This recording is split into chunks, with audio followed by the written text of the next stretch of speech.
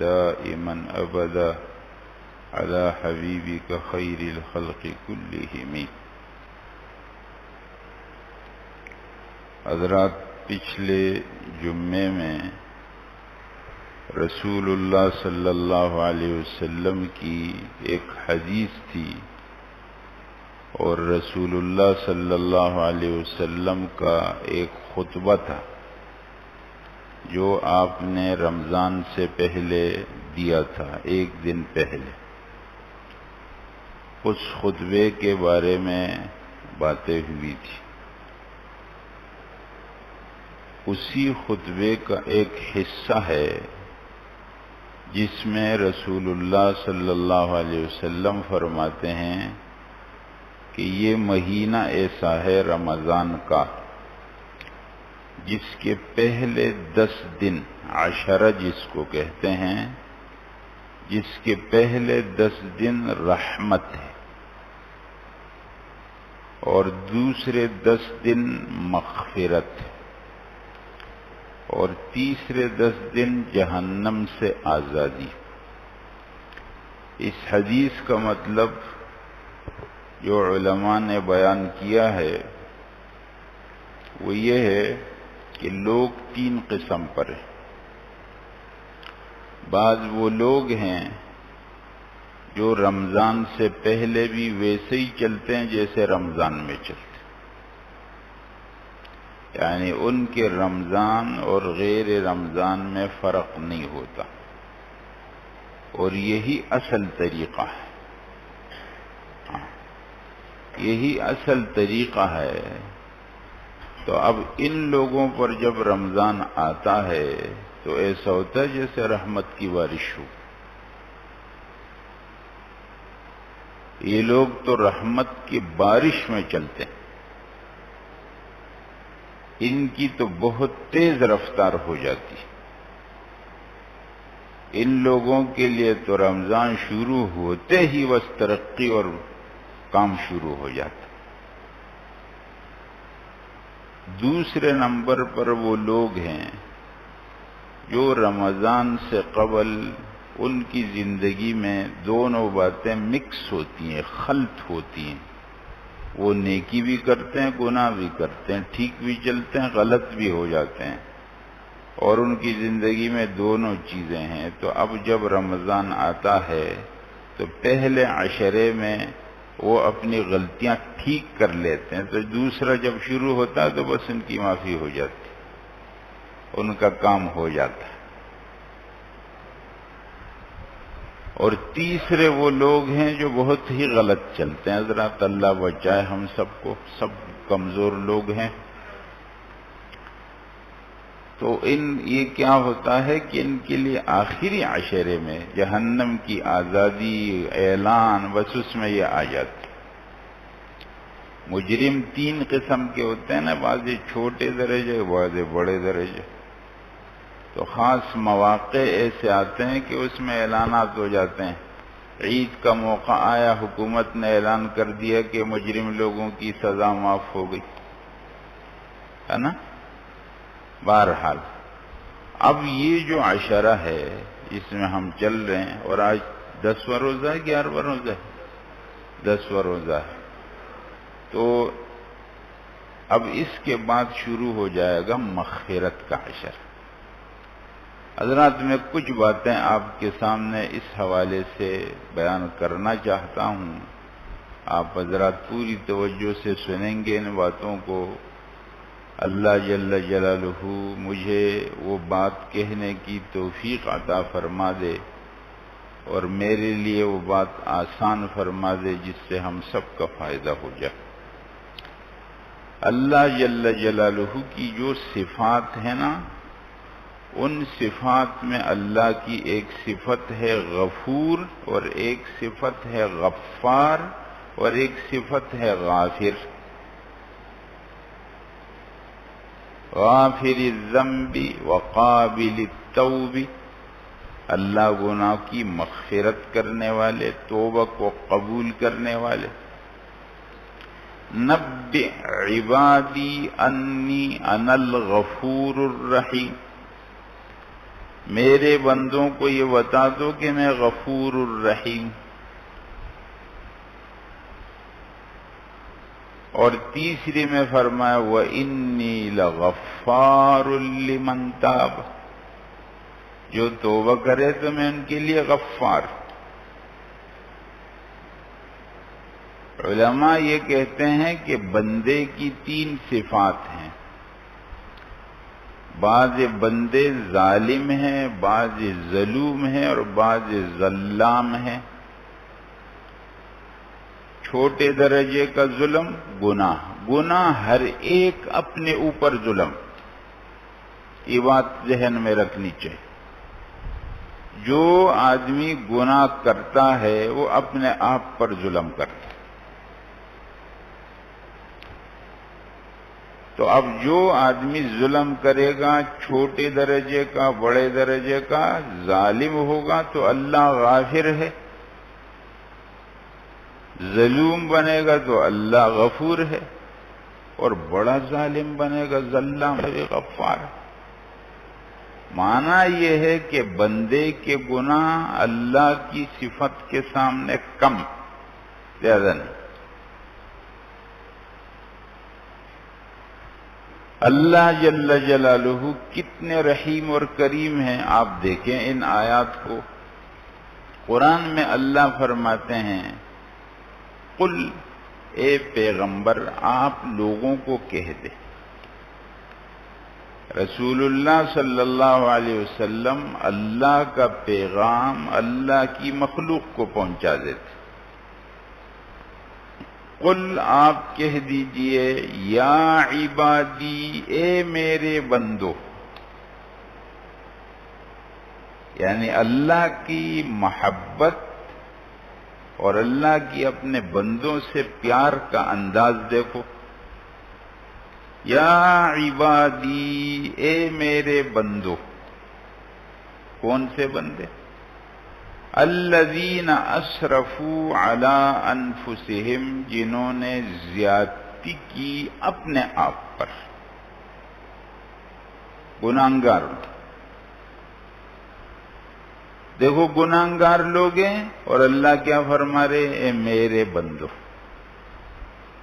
ورنہ تو جب کوئی کسی سے ناراض ہو جاتا ہے، ماں باپ بھی جب ناراض ہو جاتے ہیں اپنی اولاد سے تو اس کو بیٹا میٹا نہیں کہتے، اس کو کوئی سخت الفاظ میں ہٹا دیتے. یا اللہ فرماتے اے میرے بندو. اللہ کی محبت دیکھو. کون سے بندو؟ جنہوں نے اپنے آپ پر زیادتی کی. زیادتی گناہ ہے نا، اللہ نے گناہ کا نام نہیں لیا. اے میرے بندو جنہوں نے شراب پی، جنہوں نے قتل کیا، جنہوں نے زنا کیا، جنہوں نے چوری کی، جنہوں نے ڈاکہ ڈالا. کیوں؟ اس میں تو ان کے گناہ کا ذکر آ جاتا. اور کسی گناہ والے کا گناہ اس کے سامنے ذکر کر دو تو یہ بھی تو ایک درجے کی بے عزتی ہو جائے گی نہیں. اللہ نے ذکر بس عام ذکر. اے میرے وہ بندو جنہوں نے اپنے آپ پر زیادتی کی. کتنے رحیم. سبحان اللہ. اس لیے اللہ اپنے بندوں سے محبت کرتے ہیں، اور جہاں اللہ نے اپنی محبت کا تذکرہ کیا ہے تو پہلے اللہ کی محبت ہے، بعد میں بندوں کی محبت. یحبہم ویحبونہ. اللہ محبت کرتے ہیں اپنے بندوں سے، بندے اللہ سے محبت. بندوں کی محبت کا تذکرہ بعد میں آیا. تو اللہ جل جلالہ کیا فرما رہے ہیں؟ اے میرے وہ بندو، اے میرے وہ بندو جنہوں نے اپنے آپ پر زیادتی کی. لا تقنطوا من رحمت اللہ. اللہ کی رحمت سے مایوس نہ ہو جاؤ. مایوس نہیں ہو. لا تقنط، مایوس مت ہو. ان اللہ یغفر الذنوب جمیعا. اللہ سب گناہوں کو معاف کرتے. اللہ سب گناہوں کو معاف کرتے. کبھی آدمی یہ سمجھتا ہے کہ میں نے اپنی زندگی میں ایسے ایسے گناہ کیے ہیں کہ میں دیکھتا ہوں اپنے آپ کو تو مجھے اپنے آپ سے نفرت ہو جاتی. میں نے ایسا بھی کیا. میرا معاف ہونا تو بہت مشکل ہے. اللہ جل جلالہ فرماتے نہیں اللہ سب معاف کرے. حضرات تاریخ کے اندر اگر آپ توبہ کرنے والوں کے قصے پڑھیں گے تو آپ حیران رہ جائیں.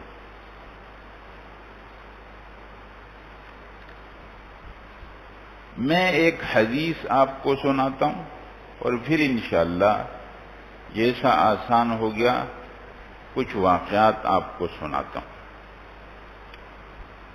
رسول اللہ صلی اللہ علیہ وسلم نے توبہ کرنے والا جب توبہ کرتا ہے کوئی بھی گناہ ہو اللہ جل جلالہ اس توبہ سے کتنے خوش ہوتے ہیں. ایک مثال بیان کی. رسول اللہ صلی اللہ علیہ وسلم کیا فرما رہے ہیں کہ ایک آدمی سفر پر روانہ ہو گیا. سواری اس نے اپنے ساتھ لے لی اور اس سواری کے اوپر اس نے اپنی زندگی کا سارا سامان رکھ دیا اور ایک صحرا میں روانہ ہو. ایسا صحرا کہ اس میں نہ کوئی آبادی نہ کوئی انسان اور اس صحرا سے گزر کر کے اس کو جانا. تو اس کو کھانے کا جو سامان چاہیے تھا پینے کا جو سامان جو ضرورت زندگی کی تھی وہ اس نے سب اپنی اس سواری کے اوپر رکھا اور روانہ. صحرا سے گزرتے ہوئے ایک جگہ درخت کے سائے میں اس نے کہا تھوڑا آرام کرتا ہوں. تو اپنی سواری کو پاس کھڑا کر دیا اور خود اس درخت کے سائے میں لیٹ گیا سو گیا. جتنا سویا اس کے بعد اس کی آنکھ جب کھلی تو دیکھتا ہے کہ سواری تو غائب. بیچارہ اکیلا دور دور تک کوئی آبادی نہیں اور انسان بھی نہیں. اب یہ آدمی کے پاس نہ پینے کا سامان نہ کھانے کا سامان نہ کوئی اس کا ساتھی. یہ بہت پریشان ہو اور اپنی اس سواری کی تلاش میں ادھر ادھر گھوما پھرا لیکن اس کو وہ سواری ملی. مایوس ہو کر دوبارہ اس درخت کے سائے میں آیا اور مرنے کے لیے لیٹ گیا. کیوں؟ اب اس کے پاس جو زندہ بچنے کا کوئی سامان نہیں تھا. اس درخت کے سائے میں جب دوبارہ لیٹا ہے تو دوبارہ اس کی آنکھ لگ گئی اور کچھ دیر کے بعد جو اس کی آنکھ کھلی تو کیا دیکھتا ہے کہ وہ سواری اپنے پورے سامان کے ساتھ کھڑی. یہ آدمی اتنا خوش ہوا کہ زیادہ خوشی میں اس کو یہ معلوم ہی نہیں ہوا کہ وہ کیا بول رہا ہے. آپ کو معلوم ہے کہ انسان کی خوشی اور انسان کا غم جب بہت زیادہ ہو جائے تو وہ اپنی زبان سے اس طرح کے الفاظ بولتا ہے کہ اس کو اندازہ نہیں ہوتا. بعد میں اس کو کوئی بتاتا ہے کہ آپ نے ایسا بولا، کہتا ہے مجھے معلوم نہیں. وہ آدمی اتنا خوش ہو گیا اپنی اس سواری کو دیکھ کر کے کہنے لگا اے اللہ آپ میرے بندے اور میں آپ کا رب. وہ یہ نہیں کہنا چاہتا تھا، وہ یہ کہنا چاہتا تھا اے اللہ آپ میرے رب اور میں آپ کا بندہ. لیکن وہ خوشی میں ایسا تھا کہ اس کو اندازہ ہی نہیں ہوا اور اس نے زبان سے ایسا کہہ دیا کہ اے اللہ آپ میرے بندے اور میں آپ کا رب. رسول اللہ صلی اللہ علیہ وسلم نے اس کی طرف سے معذرت کی، فرمایا اخطأ من شدت الفرح، اس بندے نے غلطی کی، زیادہ خوشی کی، وہ جان بوجھ کر نہیں کہا. ایسا نہیں کہ ہم اس کے اوپر کفر کا فتویٰ لگاتے، خوشی میں غلطی کی اس نے. رسول اللہ صلی اللہ علیہ وسلم نے یہ قصہ بیان کرنے کے بعد فرمایا، جتنا اس بندے کو اپنی سواری کے واپس ملنے پر خوشی ہوئی تھی، اللہ جل جلالہ کو اس بندے کے توبہ پر اس سے زیادہ خوشی ہوتی ہے جو گناہ کے پاس واپس اللہ کے پاس آ جائے۔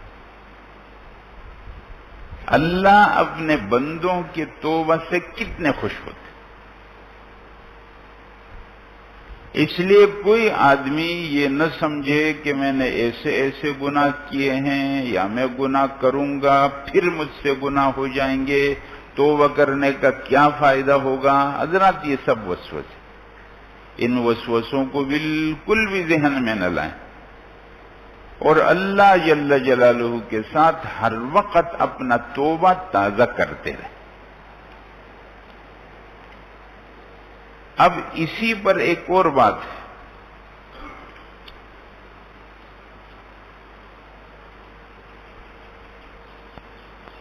علامہ ابن قیم نے ایک کتاب لکھی مدارج السالکین، اور اس کا حوالہ نقل کیا ہے معارف الحدیث۔ پچھلے جمعے میرے ہاتھ میں اردو کی ایک کتاب تھی، اس میں نقل کیا کہ ایک اللہ والے ایک راستے سے گزر رہے تھے۔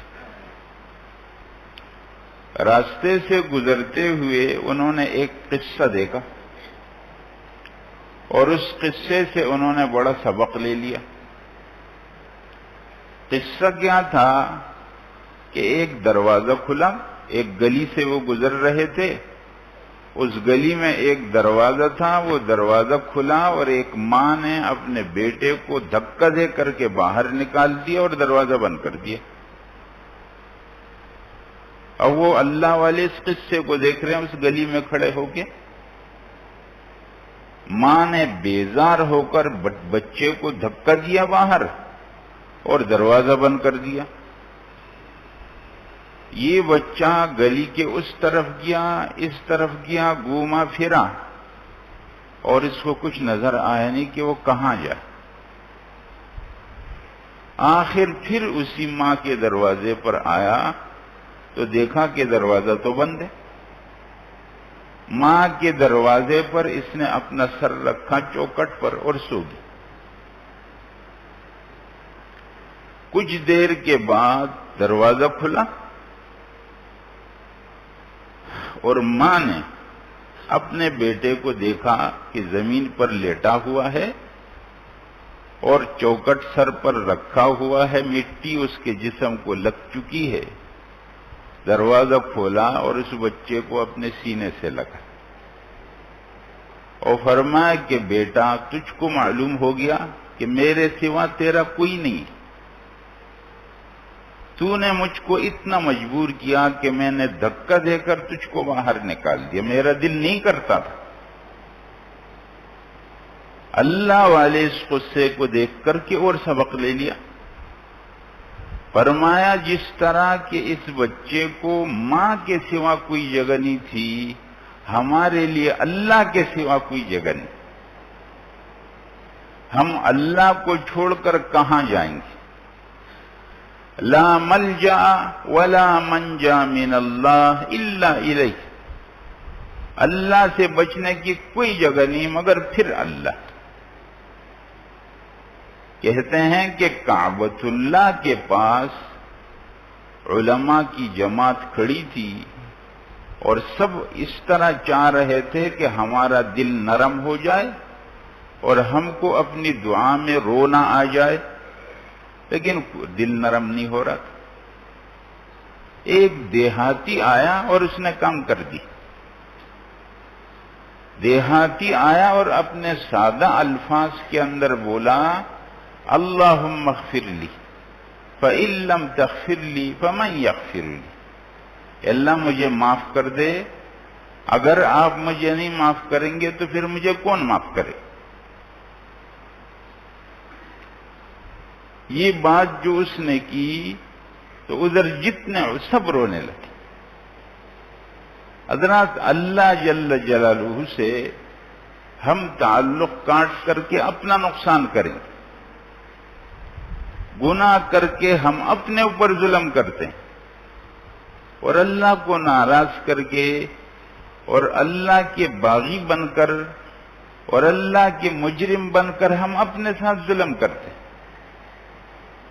اس لیے ہر وقت توبہ کا دروازہ کھلا، اللہ کے پاس آ کر کے توبہ کرنی چاہیے۔ بچوں کو اپنی زندگی ابھی سے ٹھیک راہ پر چلا دو اور اپنی عمر کا کوئی حصہ خراب مت کرو، ٹھیک اللہ کے ساتھ اپنا تعلق لگاؤ، تمہارا ہر قدم ٹھیک منزل کی طرف چلے۔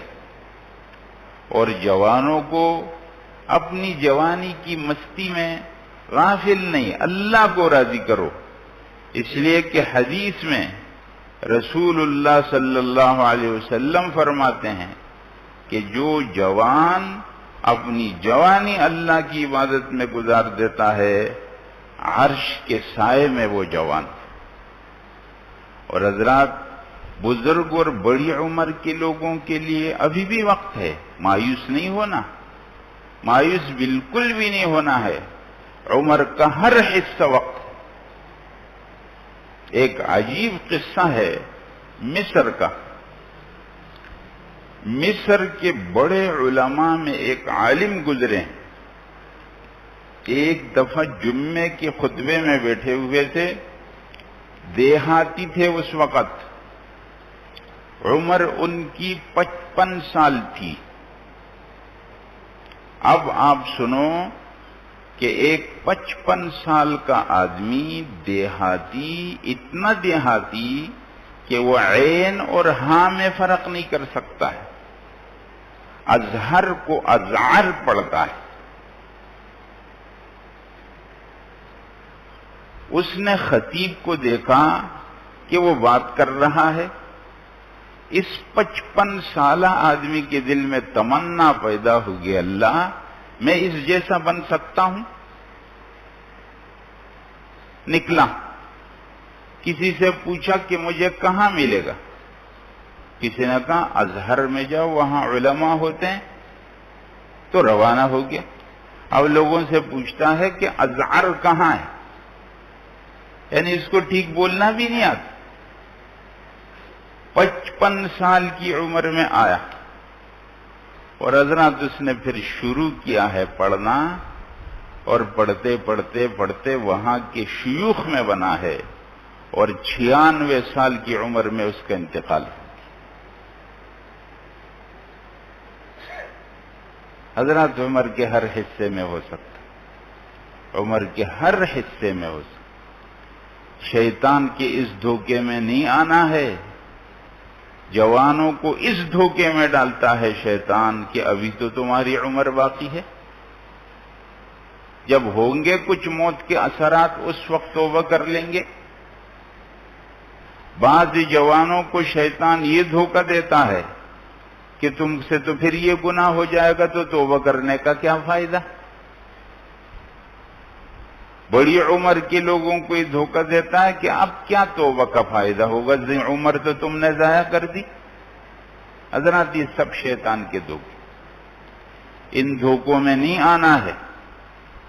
اللہ جل جلالہ اپنے بندوں کے توبہ کو پسند کرتے ہیں۔ کتنے بڑے بڑے مجرم توبہ کر کے اللہ کے اولیاء میں شامل ہو۔ فضیل عیاض کا قصہ تو مشہور ہے، مشہور ڈاکو تھے، اور ایک راستہ جہاں سے قافلے گزرتے تھے، ان کا گروپ وہاں رہتا تھا، اور وہاں کے لوگوں پر ان کی ایک دہشت تھی۔ ایک دفعہ کہتے ہیں قافلہ آیا اور رہ گیا، ٹھہر گیا۔ فضیل چلتا ہوا وہاں چلا گیا، یہ لوگ کیوں نہیں جا رہے؟ تو لوگ آپس میں بات کر رہے ہیں کہ نہیں ابھی نہیں چلیں گے، فضیل ہے آگے، وہ تو لوٹ لے گا ہم۔ فضیل نے ایک جگہ سے آواز سنی جو قرآن کی یہ آیت پڑھ رہا تھا، أَلَمْ يَأْنِ لِلَّذِينَ آمَنُوا أَن تَخْشَعَ قُلُوبُهُمْ لِذِكْرِ اللَّهِ وَمَا نَزَلَ مِنَ الْحَقِّ کیا اہل ایمان کی زندگی میں اور ان کے عمر میں وہ والا وقت، وہ گھڑی ابھی تک نہیں آئی کہ ان کے دلوں میں اللہ کا خوف پیدا ہو جائے؟ فضیل نے یہ آیت سنی اور کہا کہ ہاں وہ گھڑی پہنچ گئی، بس توبہ کی اور اپنے سب ساتھیوں سے توبہ کر، اور اتنا بڑا عابد بنا ہے کہ ان کا لقب بن گیا ہے عابد الحرمین۔ وہ کچھ وقت مکہ مکرمہ میں اور کچھ وقت مدینہ منورہ میں اللہ کی عبادت کرتے تھے، اور اللہ کے صالح بندوں میں ان کا بہت بڑا مقام تھا۔ عبداللہ ابن مبارک رحمہ اللہ جو بہت بڑے محدث ہیں، امام بخاری کے استاد ہیں اور امام ابو حنیفہ کے شاگرد ہیں، انہوں نے ایک شعر میں ان کو کہا ہے، یا عابد الحرمین، اے حرمین کی عبادت کرنے والے۔ توبہ کا دروازہ سب کے لیے کھلا ہے۔ قعنبی امام مالک رحمہ اللہ کے شاگرد ہیں، یہ شراب پینے کے عادی تھے، شراب کی مجلس لگتی تھی ان کے گھر میں، اور ان کے ہم نشین آ کر کے ان کے ساتھ اس مجلس میں بیٹھتے تھے۔ ایک دفعہ بیٹھے ہوئے ہیں اپنے گھر کے پاس کہ دیکھا کہ کچھ لوگ گزر رہے ہیں، کہ ایک بزرگ ہیں اور ان کے کچھ ساتھ ہیں، تو انہوں نے پوچھا کون ہے؟ کہا کہ یہ تو بڑے محدث شعبہ ہیں۔ شعبہ ہیں؟ کہا شعبہ کیا ہوتا ہے؟ شعبہ کیا ہے؟ کہا شعبہ تو بہت بڑے محدث ہیں۔ تو چلے گئے ان کے پاس، کہا مجھ کو حدیث بیان کرو۔ کہا آپ تو حدیث پڑھنے کے اس طرح تو حدیث نہیں بیان ہوتی۔ کہا نہیں، آپ مجھے بیان کریں گے، آپ کو حدیث بیان کرنی پڑے گی مجھے۔ انہوں نے کہا اچھا، اپنی سند سے حدیث سنائی، اذا لم تستحی فاصنع ما شئت، جب تیرے اندر حیا نہ رہے تو جو تیرا دل کرے پھر وہ کر۔ رسول اللہ صلی اللہ علیہ وسلم کی حدیث ہے کہ جب آدمی سے حیا اور شرم ختم ہو جائے تو وہ سب کچھ کر سکتا ہے۔ قعنبی کے اوپر ایسا اثر پڑا کہ اپنے گھر گئے اور اپنی والدہ کو کہا کہ اب آئندہ یہ نہیں ہوگا، اب آئندہ یہ چیزیں نہیں ہوں گی، اب جو میرے ساتھی آئیں گے آپ ان کے سامنے کھانا رکھ دیں اور یہ چیزیں ہٹا دیں۔ اور قعنبی امام مالک رحمہ اللہ کے پاس آیا اور پھر ان کی صحبت میں بیٹھا اور بڑا محدث بن گئے۔